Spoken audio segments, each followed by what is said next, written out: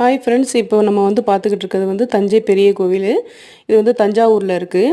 இதை கிபி 1010ஆம் ஆண்டு முதலாம் ராஜராஜ சோழனால் கட்டப்பட்டது. அப்புறமா பார்த்திங்கன்னா இது ஒரு சிவன் கோயில்.